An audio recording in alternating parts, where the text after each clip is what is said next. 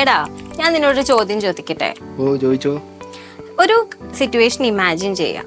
നിനക്ക് നന്നായി വിശക്കാണ്. ഇപ്പൊ 2 ഹോട്ടലുണ്ട് നീ നോക്കുമ്പോ.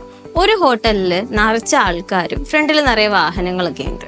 മറ്റേ ഹോട്ടലിൽ അധികം ആൾക്കാരൊന്നുമില്ല, 1-2 വാഹനമേ ഉള്ളൂ. നീ ഏത് ഹോട്ടലിലാണ് ഭക്ഷണം കഴിക്കാൻ പോവാ? ആദ്യത്തെ ഹോട്ടലിൽ പോകും അല്ലേ? അപ്പോ ഒട്ടുമിക്ക ആൾക്കാരും, ഞാൻ ഉൾപ്പെടെ ഉള്ളവര് ഇങ്ങനെയായിരിക്കും ചിന്തിക്കുക. ഇങ്ങനെ ചിന്തിക്കുന്ന ഒരു സൈക്കോളജിക്കൽ ടെൻഡൻസിയെയാണ് നമ്മൾ സോഷ്യൽ പ്രൂഫിംഗ് എന്ന് പറയുന്നത്. ഇതിന്റെ അർത്ഥം എന്ന് പറഞ്ഞാൽ ഭൂരിഭാഗം ആളുകളും ചെയ്യുന്നത് ശരിയാണെന്നായിരിക്കും നമ്മുടെ ബ്രെയിൻ ചിന്തിക്കുന്നത്. അപ്പൊ യൂഷ്വലി ഇത്തരത്തില് 3 സിറ്റുവേഷനിലാണ് ഈ ഒരു ടെൻഡൻസി നമുക്ക് ഇൻഫ്ലുവൻസ് ആകുന്നത്.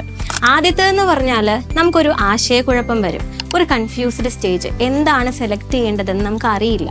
അപ്പൊ അത്തരത്തിലൊരു കണ്ടീഷൻ വരുമ്പോൾ മറ്റുള്ളവർ എന്താണോ ചെയ്യുന്നത്, കൂടുതൽ ആളുകൾ എന്തു ചെയ്യുന്നു, അത് നമ്മൾ കോപ്പി ചെയ്യാൻ ശ്രമിക്കും.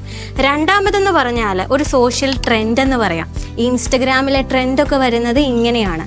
ആ കൂട്ടത്തിൽ ഒരാളാവാൻ വേണ്ടിയിട്ട് നമ്മളും അത് കോപ്പി ചെയ്യുന്നു. മൂന്നാമത്, നമ്മളോട് സിമിലാരിറ്റി ഉള്ള ആളുകൾ എന്തു ചെയ്യുന്നു അത് നമ്മൾ കോപ്പി ചെയ്യാൻ ശ്രമിക്കുന്നു.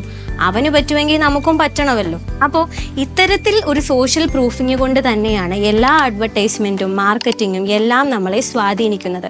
ഇപ്പോൾ ഒരു പ്രൊഡക്റ്റ് നമ്മൾ മേടിക്കണം എന്ന് വിചാരിക്കുമ്പോൾ 2000 റിവ്യൂ ഉണ്ട്, 4.8 റിവ്യൂ വരുമ്പോൾ ഈ 2000 റിവ്യൂ ആണ് നമ്മുടെ സോഷ്യൽ പ്രൂഫിങ്.